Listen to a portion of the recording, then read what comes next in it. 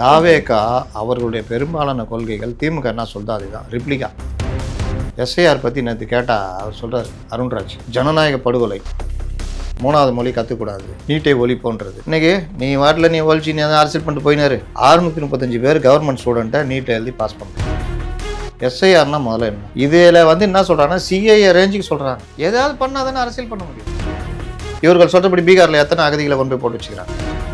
இவர்கள்லாம் குதிச்சாங்கல்ல, ராகுல் காந்தி படம்லாம் போட்டு காமிச்சார். இவர் என்ன சொல்கிறார், எங்கள் மக்கள் வாக்குரிமை பறிக்க நாங்கள் விட மாட்டோம். என்ன விட மாட்டீங்க என்ன?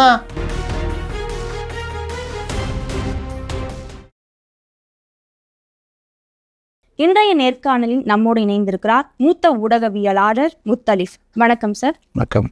இப்போ எஸ்ஐஆர் விவகாரம் நடந்துட்டு இருக்குல்ல சார், அதில் அனைத்து கட்சி கூட்டத்தை திமுக கூட்டுறேன்னு சொல்லியிருக்காங்க. தாவேகாவுக்கும் அழைப்பு போயிருக்கு. இப்போ தாவேகா இந்த கூட்டத்தில் கலந்துக்கிட்டாங்கன்னா அது எப்படி மாறும், கலந்துக்கலைன்னா அது? தாவேகா அவர்களுடைய பெரும்பாலான கொள்கைகள் திமுக என்ன சொல்லுதோ அதுதான் ரிப்ளிகா. எஸ்ஐஆர் பற்றி நேற்று கேட்டால் அவர் சொல்கிறார் அருண்ராஜ், ஜனநாயக படுகொலை. எஸ்ஐஆர்னா முதல்ல என்ன, உங்களுக்கு ஏதாவது புரிதல் இருக்கா? இருக்கு சார். சிறப்பு வாக்காளர் பட்டியல் திருத்தம், பீகாரில் இறந்து போனவங்க பேர் நீக்கம் பண்ணுறது அந்த மாதிரி. பீகார் ஏன் போகிறீங்க? எஸ்ஐஆர்னா என்ன, தேர்தல் ஆணைய நடவடிக்கை. அதில் என்ன பண்ணுவாங்க? பேர் நீக்கம் எடுக்கிறது, பேர் சேர்க்கறது, அட்ரஸ் சேஞ்ச் பண்ணுறது, யாருக்கு அட்ரஸ் புதுசாக போயிருக்காங்கன்னா அவங்களுக்கு அட்ரஸ் கொடுக்கறது, புது வாக்காளர்களை இணைக்கிறது, இதெல்லாமே இது ஒரு அஃபிஷியல் நடைமுறை தானே. இதில் எங்கேயாவது அரசியல் இருக்கா? இல்லை சார். ஆனால் பாஜக அவங்களுக்கு தேவையானவங்களை சேர்த்துக்கிறாங்க அப்படின்ற ஒரு குற்றச்சாட்டை திமுக வைக்கிறாங்க. குற்றச்சாட்டு அது. இவங்க அப்படி தான் பண்ணுவாங்க. மூணாவது மொழி கற்றுக்கூடாது. ஏன் கற்றுக்கூடாது? ஹிந்தி திணிப்பாங்க. எங்கேயா சொல்லிக்கிறாங்க மூணாவது மொழின்னு? எனி ஆப்ஷன் லாங்குவேஜ் தானே சொல்லியிருக்காங்க. அப்படின்னா இல்லை ஹிந்தி வந்துடும் அப்படின்னு நம்பு அப்படின்றது. நீட்டை ஒழிப்போன்றது. நீட்டை ஏன் ஒழிக்கணும்? 28 மாநிலங்கள் 27 மாநிலம் ஏற்றுக்கிட்டான், எழுதிட்டு இருக்கிறான். போட்டித் தேர்வு, சிவில் சர்வீஸு, டிஎன்பிசி மாதிரி அது எல்லோரும் ஏற்றிக்கிறது. நீ மட்டும் ஏன் சொல்கிற அப்படின்னு கேட்டால் இல்லை நீட்டை ஒழிப்போம். சரி ஒழிப்ப இல்லை, எப்படி ஒழிப்ப சொல்லு அப்படின்னா நாங்கள் ஒழிப்போம், நம்புங்கள் இப்படி தானே சொன்னாங்க. அந்த ரகசியம் நம்மள தான் தெரியும். இன்றைக்கி நீ வாட்டில் நீ ஒழிச்சு நீ தான் அரசியல் பண்ணிட்டு போயினாரு, நான் படித்து எழுதிட்டு போயினாங்கிறேன்னு. இன்றைக்கி 635 பேர் கவர்மெண்ட் ஸ்டூடெண்ட்டை நீட்டை எழுதி பாஸ் பண்ணுறோம். நடக்குதா? இப்போ இவர்கள் அரசியல். நீங்கள் சொன்னது ரொம்ப கம்மி, நான் கூடுதலாக சொல்கிறேன். ஓகே. மு வீரபாண்டியன் யார்? இந்திய கம்யூனிஸ்ட் கட்சியில் புதுசாக வந்த செயலாளர். அப்புறம் கே பாலகிருஷ்ணன், முன்னாடி சிபிஎம் செக்ரட்டரி, ஆகச்சிறந்த திமுகவுடைய கொத்தடிமைன்னு சொல்லலாம் அவர். இன்னொருத்தர் ரவிக்குமார், அவரும் சொல்கிறதுக்கு ஒன்றும் இல்லை. இவர்கள் எல்லாம் என்ன சொல்கிறாங்கன்னா, இந்த எஸ்ஐஆர் அறிமுகப்படுத்தினா வாக்குரிமை பறிக்கப்படும், குடியுரிமை பறிக்கப்படும். அதற்கு பின் சிறுபான்மையினர், இஸ்லாமியர்கள், பட்டியலின மக்கள், பெண்கள் இவர்களெல்லாம் கொண்டு போய் முகாமில் போட்டுருவாங்க. இது எப்படின்னா, எங்கள் வீட்டுக்கு வருவாங்க, யார் யார் ஓட்டு இருக்குது சார், இல்லை உங்களுக்கு ஓட்டு இல்லைங்க, இந்த மாதிரி இல்லை, சரி நீ வாங்க, வேனில் ஏற்றிட்டு போய் முகாமில் போட்டுருவாங்க. நான் போய் மனு போட்டு பார்க்கணும். எங்கேயாவது நடக்குமா இது? சிஏஏல கூட இந்த பயத்தை ஏற்படுத்தினாங்க. ஆக்சுவலாக சிஏஏன்றது குடியுரிமை கொடுக்குறது. நீங்கள் 5 வருஷம் 7 வருஷம் இருக்கிறீங்க இந்தியாவுக்குள்ளேன்னா உங்களுடைய எதுவும் குடியுரிமை இந்த சிஏஏ சட்டத்து மூலியம் வாங்கலாம். சிஏஏ சட்டம் இந்தியாவில் 4-5 தடவை வந்திருக்குது. கடைசியாக தான் 2019 கொண்டு வந்தாங்க. ஓன்ட்டாங்க. அது ஒரு பக்கம் கொடுங்க, அது அரசியல்.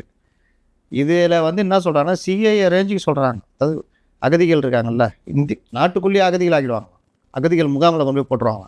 இப்படி சொல்கிறாங்க இவர் இடதுசாரி தலைவர்கள் சொல்கிறாங்க, ரவிக்குமார் சொல்கிறாருங்க. இது எப்படிங்க நியாயமாக இருக்கும்? இதை ஜனங்க கொஞ்சம் பேர் எப்படி அது நடக்கும்னு கேட்பாங்க. ரொம்ப பேர் நம்புவாங்களா இல்லையா, பயப்படுவாங்களா இல்லையா? சரி, இவர்கள் சொல்கிறபடி பீகாரில் எத்தனை அகதிகளை கொண்டு போய் போட்டு வச்சுக்கிறாங்க. அங்கே தானே தீவிரமாக அதை அமல்படுத்தினாங்க. இவர்கள்லாம் குதிச்சாங்கல்ல, ராகுல் காந்தி படம்லாம் போட்டு காமிச்சார். நானும் உட்காந்து பார்க்குறேன், என்ன தான் சொல்கிறார் ராகுல் காந்தி, ஏதாவது பாயிண்ட்டு கிடைக்குமா அதுலன்னு. ஒன்றுமே புரியலைங்க. அவர் வாட்டில் இதை பாருங்க, இந்த வீட்டில் 50 பேர் ஒரே வீட்டில். சரி இருந்தால் கொடு, நீக்கிற போகிறாங்க. இதுக்காக தானே எஸ்ஐஆர் இருக்குது. எங்கள் வீட்டில் யாருங்க, எங்கள் அப்பா இருந்தாருங்க, போன மாதம் செத்து போயிட்டாருங்க, ஏங்க பேர் நீக்கல? இல்லை சார் எங்களுக்கு சார் ரைட்டு டெட் நீக்கும். சார் இவங்க இருந்தாங்க, வீடு மாதிரி வந்தோம் சார், இப்போ ஓட்டே இல்லைன்றாங்க. ரைட்டு, இந்த ஃபார்ம் ஃபில் பண்ணி கொடுங்க, ஃபார்ம் 7 ஃபில் பண்ணி கொடுங்க, இந்த வீட்டுக்கான நீங்கள் இருக்கிறதுக்கான ஆதார் கொடுங்க, முடிச்சு ஓட்டு வந்துடும். இன்றைக்கி நான் நுங்கம்பாக்கத்தில் டி நகர் போனோன்னே ஆதார் மாற்றினேன். ஏன்னா எனக்கு தேவை இருக்குது, பல விஷயங்களுக்கு ஆதார்லாம் மாற்றி ஆகணும். மாற்றினேன். அதுக்கு என்ன ஆதாருக்கு இது வீட்டு அக்ரிமெண்ட்டு கொடுத்தோன்னா ஆதார் ஒன் வீக்கில் வந்துடுச்சு. அந்த ஆன்லைன்லேயே எல்லாம் முடிஞ்சு போச்சு. அடுத்து இதை வச்சு ஓட்டர் ஐடி இது பண்ணால் உடனே வந்துடுச்சு. என் ஒய்ஃபுக்கும் என் பையனுக்கும் ஓட்டர் ஐடிக்கு தானாக கட் பண்ணி விட்டாங்க. யார்? இந்த புண்ணியவான்கள். ஏன்னா ஓட்டு வேறு மாதிரி உள்ளோன்னு சொல்லிட்டு. ஆனால் அப்ளை பண்ணோம், என்னுடைய இதை வச்சு அப்ளை பண்ணோம், வந்துடுச்சு. இவ்வளோ தாங்க. நம்ம ஆளுங்களுக்கு என்ன பிரச்சனை தெரியுமா? வரைவு வாக்காளர் பட்டியல்னு வருஷத்துக்கு 2 தடவை 3 தடவை வெளியிடுவாங்க. அப்போ நம்ம ஓட்டு அதில் இருக்கான்னு நம்ம செக் பண்ணணும். அதுக்கு நீங்கள் அங்கெல்லாம் போகவே தேவையில்லை. உங்கள் எபிக் நம்பர்னு இருக்கும், அதை போட்டு 1950க்கு அனுப்பிச்சிங்கன்னா நீங்கள் எந்த பாகம் எந்த வாக்குச்சாவடி உங்கள் ஓட்டு இருக்கா இல்லையான்னு சொல்கிறோம். ஒருவேளை உங்களது டினைடு, உங்களது ஓட்டு இல்லைன்னா உடனே நீங்கள் ஆப்லேயே, செல்ஃபோன்லேயே ஓட்டர் ஐடி ஆப் இருக்குது, அதில் போயிட்டு நீங்கள் அப்ளை பண்ணி கேட்குற 2 டீட்டெயில் தான். இதை ஒரு ஃபோட்டோ எடுக்கணும், ஆதார் கார்டு ஃபோட்டோ எடுத்து இது பண்ணி அனுப்பிச்சிங்கன்னா 15 நாளில் உங்களுக்கு வந்துடும். இதே நம்ம ஆளுங்க பண்ணவும் மாட்டாங்க. தேர்தல் அன்றைக்கி எங்கே அது ஓட்டு இது இருந்தது, எங்கே அது இருக்க பீரோவில் இருக்குது, நான் தேடி எடுக்கிறேன் அப்படிலாம் எல்லாம் எடுத்துகிட்டு போவாங்க. அங்கே போய் நீட்னா அவங்களுக்கு ஓட்டு இல்லை. ஓட்டு இல்லையா? அதோக்குதே இது ஓட்டர் ஐடி, ஓட்டு கிடையாது. அதே எப்படி? நான் தான் ஓட்டர் ஐடி வச்சுருக்கேன். ஓட்டர் ஐடி வச்சுருக்கியா? ஓட்டை நீக்கி நாங்களை பார்த்தியா, செக் பண்ணியா? 2 தடவை வருஷத்துக்கு போட்டோம்ல. எஸ்ஐஆர்ன்றது ஒரு நல்ல விஷயம். ஆனால் அதை ஏன் திமுக எதிர்க்கிறாங்க? அரசியல் ஏதாவது பண்ணால் தானே அரசியல் பண்ண முடியும். டீலிமிட்டேஷன் 2035 தான் வரப்போகுது. அது கூட இதுக்கான இந்த மாதிரிலாம் பண்ண மாட்டோம், நாங்கள் அதுக்கேற்ற மாதிரி பண்ண போகிறோன்றாங்க. இப்போ ஒரு அனைத்து கட்சி கூட்டம் போட்டாரா இல்லையா? நீட்டை விளக்குவதற்கு ஒரு அனைத்து கட்சி கூட்டம் போட்டாரா? விளக்க முடியுமா? நீட்டை விளக்க முடியுமா? நீட்டுன்றது மத்திய அரசால் உருவாக்கப்பட்ட ஒரு சட்டம். 2 அவைகளில் நிறைவேறி ஜனாதிபதி ஒப்புதல் பெற்ற ஒரு சட்டம். அதுக்கப்புறம் ஏடிஎம் கவர்மெண்ட்டு உச்சநீதிமன்றத்தில் போய் எங்களுக்கு மட்டும் கொடுங்க தனியாக விலக்கு அப்படின்னா, உங்களுக்கு மட்டும் எதுக்கு தனியாக விலக்கு கொடுக்கணும் சொல்லுங்கள் அப்படின்னாங்க. இல்லை எங்கள் போனாலே அடிக்கிறானுங்க, ஆட்சியில் வேறு இருக்கிறோம், இது கூட வாங்க வக்கு இல்லையான்னு கேட்குறானுங்க. தயவு செய்து கருணைன்னு, ஏன் அவனுக்கு அறிவு இருக்குதா? 27 மாநிலங்கள் இது பண்ணுது, உனக்கு மட்டும் எப்படியா தருவாங்க? அதெல்லாம் இல்லை, கிளம்புன்ட்டாங்க. முடிஞ்சிச்சா?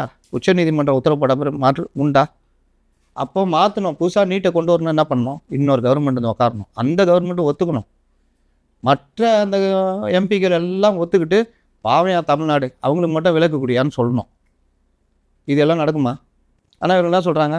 போன வருஷம் போட்டார்ல, போன வருஷம் ஒரு 6 மாதம் முன்னே அனைத்து கட்சி கூட்டம் போட்டாரா? நீட் சம்மந்தமான அனைத்து கட்சி கூட்டம் போனாரா? நம்ம புசி ஒரு இதை தூயின் போனார், ஞாபகம் இருக்குதா? தலைவர் என்ன சொல்கிறாரோ அதானே. இவங்களுக்கு எதாவது நாலேஜ் இருக்கா? டிஎம்கே என்ன நினைக்குதோ டிஎம்கேவுடைய, இவங்களுக்கு பொலிட்டிக்கலாக எதுவும் தெரியாது.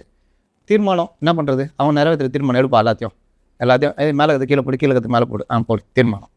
வேறு என்ன பண்ண போகிற? இருமொழி கொள்கை ரைட்டு, வேறு நீட் எதிர்ப்பு, வேறு டீலிமிட்டேஷன் எதிர்க்கிறோம், இப்போது சாரை எதிர்க்கிறோம். எதை பற்றியும் யோசிக்க மாட்டோம். ஆனால் கேளுங்க, நாங்கள் மாற்று அல்ல, தேவைக்கேற்ப வருபவர்கள். இதெல்லாம் எங்கே போய் அவன்கிட்ட எழுதி வாங்கிட்டு வருது, அதை ஒப்பிக்கிறது. இதுதான் பிரச்சனை. அதனால் டிஎம்கே இதில் அரசியல் பண்ணுது. இந்த எஸ்ஐஆரும் பெரிய ஜனங்களை நாளைக்கே பிடிச்சி ஓட்டு இல்லைன்னா கொண்டு போய் தனியாக முகாமில் போட்டுறாங்க, அந்த ரேஞ்சுக்கு பேசிகிட்டு இருக்கிறாங்க. இவர் என்ன சொல்கிறது? எங்கள் மக்கள் வாக்குரிமை பறிக்க நாங்கள் விட மாட்டோம். என்ன விட மாட்டீங்க? என்ன உங்கள் வீட்டில் 5 ஓட்டு இருக்கா? செக் பண்ணுங்கள், இல்லையா ஃபார்ம் ஃபில் பண்ணுங்கள், வரப்போகுது. புரியுதா? அதுவும் இன்னொன்று, இதெல்லாம் யார் பண்ண போகிறா? தமிழ்நாட்டில் சாரு யார் செக் பண்ண போகிறா? யார் பண்ண போகிறா? மத்திய அரசு. இங்கே இருக்கிற அதிகாரிங்க. ஏங்க தேர்தல் அதிகாரிகள் யாருங்க? தேர்தல் அதிகாரியே தமிழ்நாடு கேடர் தான். அவர் கீழே ஃபுல்லாக போய் இந்த வாக்கு எஸ்ஐஆர் சம்மந்தமாக செக் பண்ணி இருக்கா இல்லையா அதெல்லாம் செக் பண்ண போகிறது யார்? இங்கே இருக்கிற ஸ்கூல் வாத்தியார்கள், இங்கே இருக்கிற ரெவென்யூ டிபார்ட்மெண்ட்டு, இங்கே இருக்கிற அரசு ஊழியர்கள் தானே. அப்புறம் என்ன மத்திய அரசுன்றீங்க? Okay sir. நம்ம ஆளுங்கள்ட்ட பெரிய பிரச்சனை என்ன தெரியுமா? பத்திரிகை துறையில் இருக்கவங்க சரி, மற்றவங்களும் சரி, மாஸ் மென்டாலிட்டின்னு வாங்க, ஊரே ஒரு பக்கம் ஓடிக்கிட்டு இருக்கோம், அதை நம்பிக்கிட்டு இருக்கிறது. ஏன் என்ன சாட்ஜிபிட்டிலேருந்து எல்லாம் வந்துச்சு, ஈஸியாக எடுக்கலாம், இந்த பல விஷயங்கள் நீங்கள் எடுக்கலாம். அதுக்குன்னு சாட்ஜிபிட்டி நம்பக்கூடாது. அப்போ நம்ம சுய அறிவை வச்சு சில விஷயங்களை சிந்திக்கணும். கண்டதை பேசிகிட்டு இருப்பாங்க. நான் தான் கேட்குறேன், நிர்மல்குமார் சொல்லவே இல்லை. அவரை போட்டு குத்துன்னு என்ன பண்ணுவார்? சொன்னால் மாட்டிக்குவார், சொல்லாமே இருக்க முடியாது. அப்போனா நான் என்ன பண்ணுறது, போன மாதம் என்ன நிலையோ அந்த நிலை அப்படின்ட்டுருவார். அப்போ முடிஞ்சிச்சா? பதில் சொன்ன மாதிரியே ஆச்சு, தப்பிச்சா மாதிரியே ஆச்சு. அங்கே புஷியோ உன்னே அப்படி சொல்லிட்டேன் சார், ஐயா நான் என்ன சொன்னேன், போன மாதம் இருந்த நிலை அப்படின்னேன். அவனுங்க அதுலேயே திருப்தி ஆகிட்டு போயிட்டானுங்க, விடுங்களேன் அப்படின்னு. இதுதான் தாவேக்காவுடைய நிலை, இதுதான் இது. இப்போ எஸ்ஐஆர்லேயும் இவர்கள் திமுக ஆதரவு நிலைப்பாடாக எடுக்கிறாங்க.